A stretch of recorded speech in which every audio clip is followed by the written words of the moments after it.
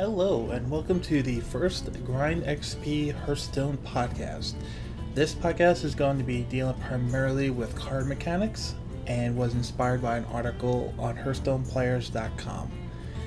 Basically, going to elaborate a little bit more, show you some cards from Hearthstone.com that has been data mining all the information that we've been looking at, and hopefully give you a better general idea of how the card mechanics go, especially if you're new to the game or if you just want a better understanding.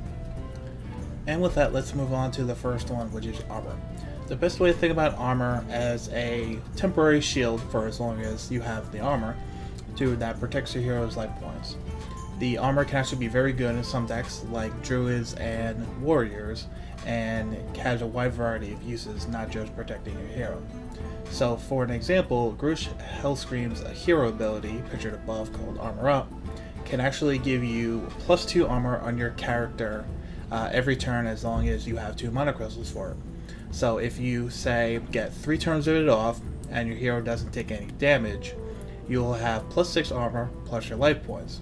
Now if an enemy minion actually gets through, say, any kind of taunt mechanics or anything like that, is able to hit your hero directly for, say, 4 damage, that comes out of the armor first, which is very important.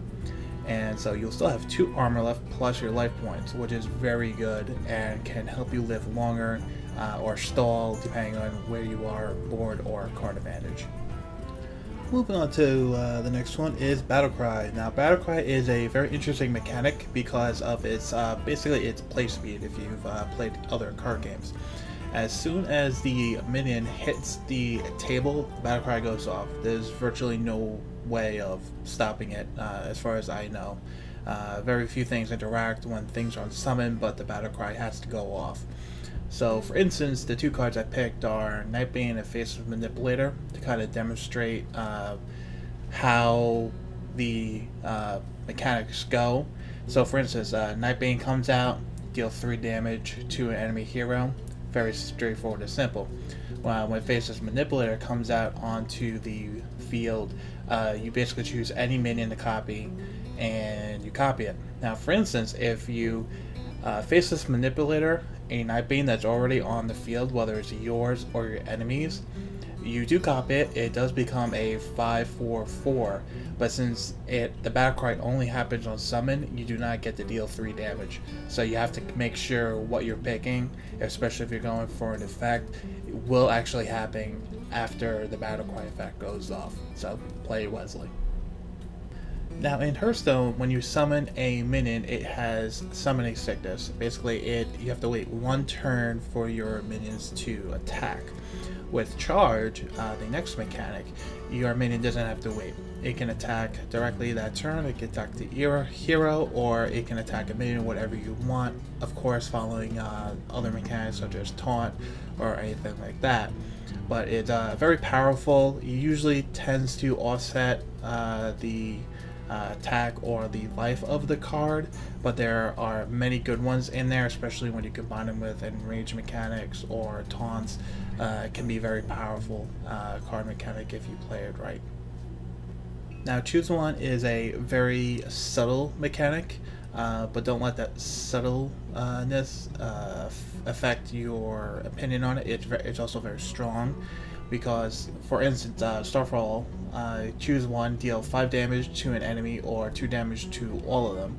That's very flexible and very powerful mechanic because that's basically combining like a lava burst that the shamans have and a blizzard that the mages have into 1 card, and you can choose either one at any time, and you can have 2 of those. So it's combining 4 cards into 1, and it allows you to be very flexible with either regaining board advantage or regaining life point advantage with your hero versus your opponents.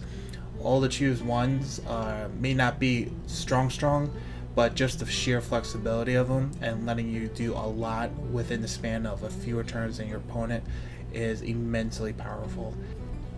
Combo Breaker. Now that is the next one. Combo is basically for the rogue class, and it's a very cool mechanic with all the duels that I've seen. It can lead to a lot of damage or just a lot of things happening out of nowhere. It kind of leaves you a little bewildered. It's very good. Basically, what it is, a lot of the cards have one effect, but if they are the second at minimum card to be played, or the third, fourth, fifth, you basically get what the combo effect is. But again, it has to be at least the second card in play that you play, or greater, like third, fourth, fifth, however many you can actually play that turn. For example, Eviscerate, if you play that as your second card, you will deal the 4 damage instead of the 2, making it a 2 cost for 4 damage instead of a 2 for 2. So you basically double your worth of the card by just playing it second. So always take heed of what the combo is, and always try to make your stronger combo effects your second card you play or later in your turn. Now, Death Rattle. Death Rattle is, think of it as an inverted Battle Cry, where Battle Cry is the effect comes as soon as the minion comes on the field. Death Rattle is when the minion leaves the field. So, Loot Hoarder that I picked out on Death, you get to draw a card. Sylvanas Windrunner, when she dies, you get to take control of a random enemy minion. There are a lot of Death Rattle effects out there, so when you get into the game, whether it's in beta or whether you play a cockatrice or you have to wait till the game comes out, explore the multiple Death Rattle abilities, because there are a lot of decks that can take advantage with sacrificing, like the Warlock deck is a good example. So don't negate the Death Rattle effects, because they can be very powerful and can help you against your opponent a lot. Divine Shield. Divine Shield is basically a one-use, all-purpose absorbing attack shield. It will absorb the first attack on that minion, all the damage, and none of it will get through to the actual minion itself, basically giving your minion at least 2 attacks to live. Now, the only exceptions with Divine Shield is with monster removal cards. They do not protect against that, because they actually don't do damage. They just straight out take the minion out of play. So you still have to abide by that. But other than that, it's a relatively strong mechanic, primarily in the Paladin decks, but there are some neutral minions with Divine Shield as well. But overall, a good mechanic. Now, durability is a interesting mechanic because it applies only to weapons.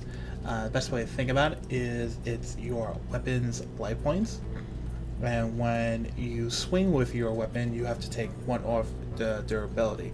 So while Gorehound over there is a 7 damage, 1 durability, when you read the text, it is a very effective minion cleanser.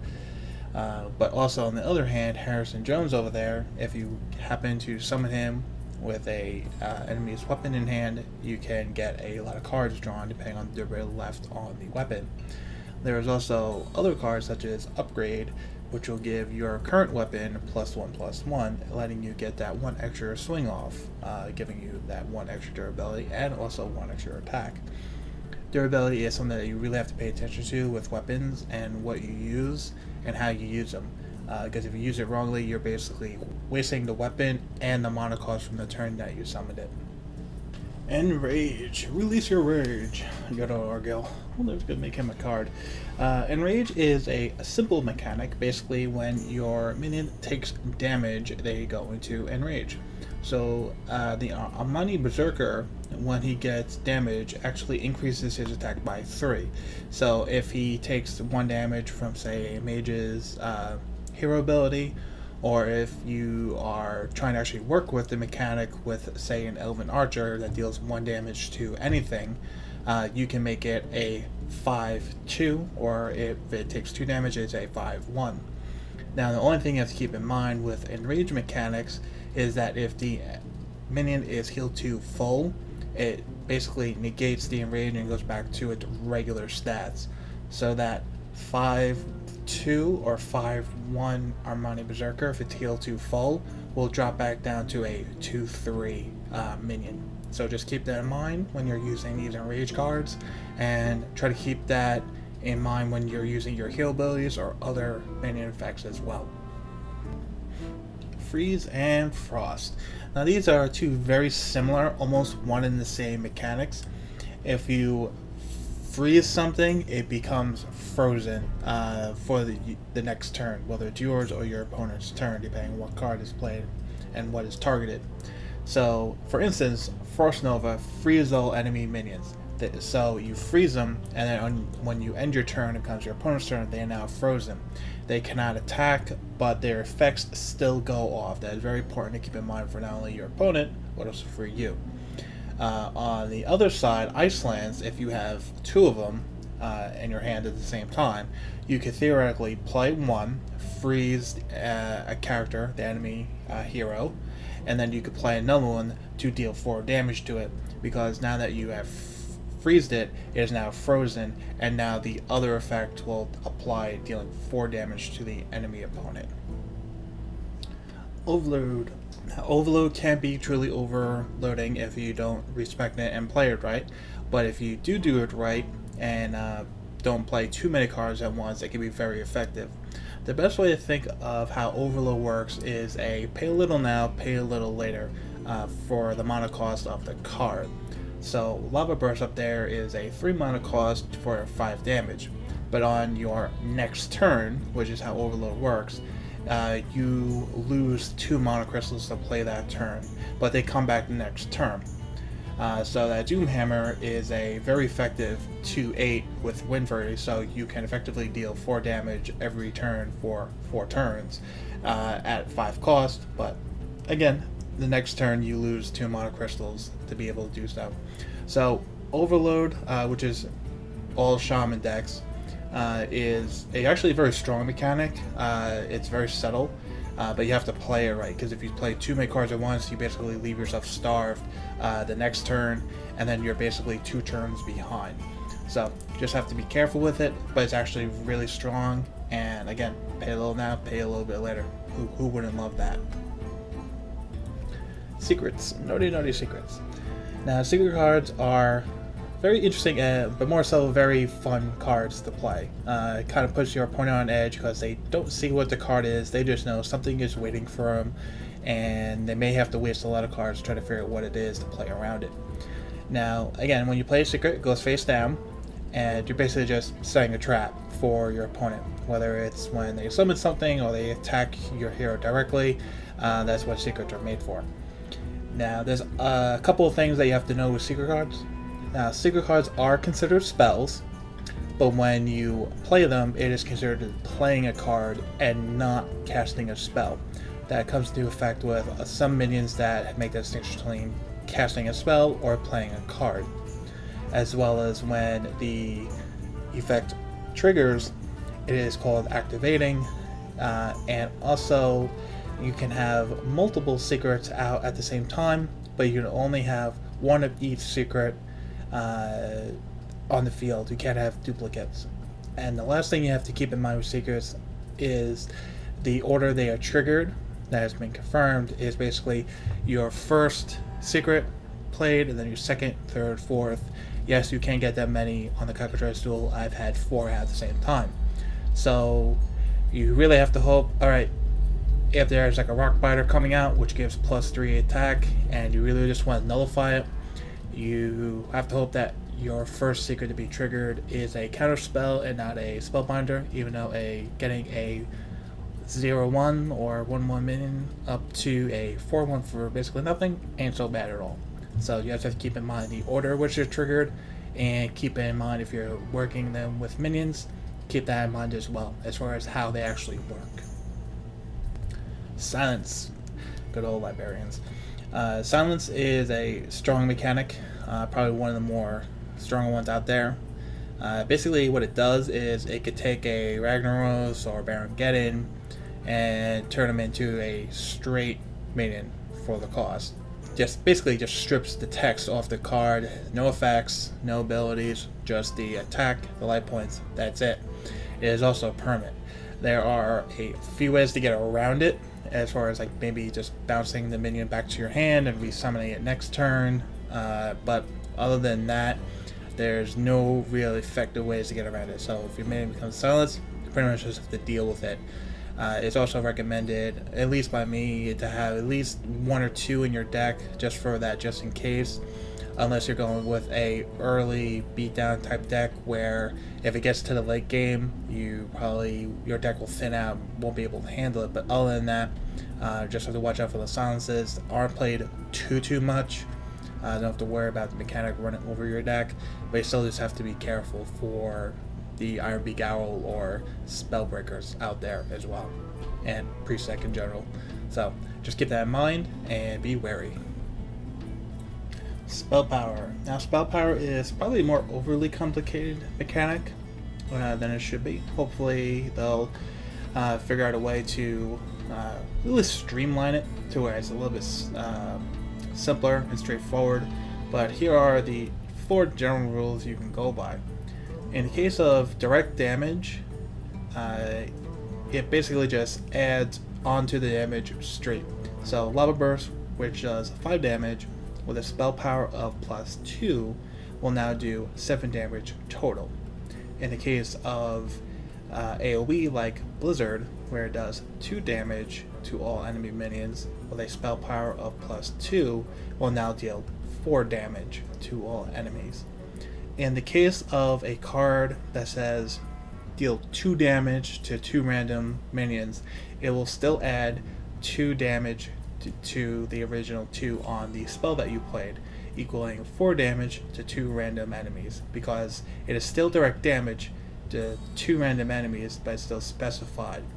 The only case where it gets a little tricky is when you get to random minions with projectiles, such as Avenging Wrath or Arcane Missiles, which do damage per missile. So in the case of Arcane Missiles, where you do 1 damage per missile for a total of 3 damage, you will be adding missiles to the total. So again, with a spell power of +2, you will actually be gaining 2 extra missiles that deal 1 damage each, for a total of 5 damage total for the card.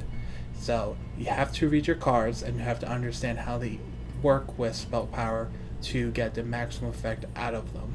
And also make sure that you're not misplaying a card when you're understanding one way when it really is the other. Stealth.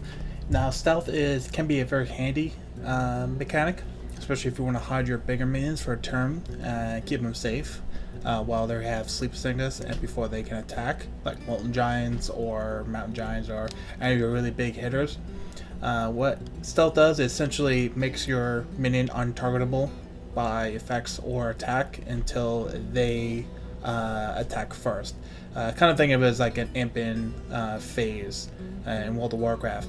Unless it comes out and starts attacking, basically everything ignores it because they don't see it. Very simple, but very good. Summon. Now, summon is the main mechanic for your minions to get onto the field to begin with. Just very simple. That's just what it is. That's the term for it. But also there are some minions or some spells that will actually summon more minions for you. So the Imp Master that I picked out at the end of your turn will take 1 damage. So it'll go from 1/5 to 1/4, but you'll get a 1/1 imp summoned on your side of the field. Likewise, shamans can play Pharaoh Spirit, which will summon them 2 3s with taunt on them, and can be very effective for the cost. Even with the Overloaded 2, you still get 2 minions with taunt, which is very strong. So again, that's just a very simple mechanic for how you get minions onto the field. Just going over it for you. Taunt, Orc Rage. Taunt is actually a very strong mechanic because it can protect you from getting hit directly, your hero's life points, and very few things can bypass it.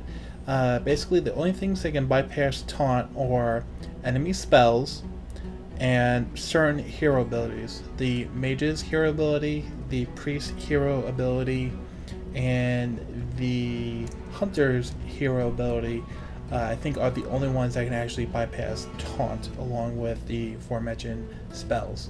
But any weapons which you equip to your heroes can't, and your minions can't. So again, a couple rules go by, but it's relatively straightforward, and that's how it works. And again, it helps protect your life points. It forces your opponent to deal with the minion in question, and helps you keep some of your other minions alive, especially if you have two, one with taunt and your opponent has one that's able to attack. They're basically forced that way, so it can actually delay them a turn or two depending on how you play it. Now, transform is the second to last one we'll go over. Basically, transforms the minion into sheep comes to mind, a 1/1, a low attacking sheep, or Hex comes to mind, which is actually a 0/1 frog, but it has taunt at least for the up cost of losing your minion. I don't know how you feel about that.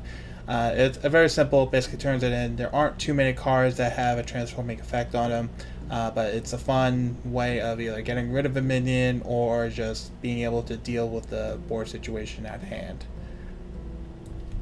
Now, the last mechanic we're going to go over is Wind Fury. Wind Fury is straightforward, basically allows that minion to attack twice in the same turn. It can be very lethal, especially if you combine it with Charge. So not only will the minion be able to attack the turn you summon it, but it'll be able to attack twice. That can be a lot of damage very quickly and can put your opponent on edge. Wind Fury primarily in the Shaman deck, where there are a few neutral cards that are actually quite strong by themselves. Like the Norwegian Working comes to mind. It's a 3 for 3, and it's actually in a rage where it gains 1 attack and Wind Fury. So if it only gets 1 damage to it, it'll be a 3/2, but it goes up to a 4/2 with Wind Fury on it.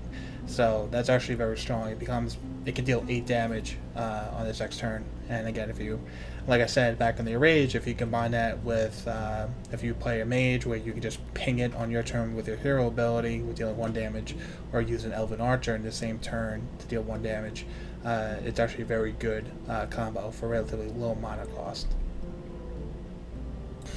So that does it for this first Grindexp Hearthstone podcast. I hope you walk away with a better understanding of the Hearthstone card mechanics at play, and I hope you can start building your decks with a little bit more knowledge and understanding of how your cards that you like and also your characters, your heroes, work as well.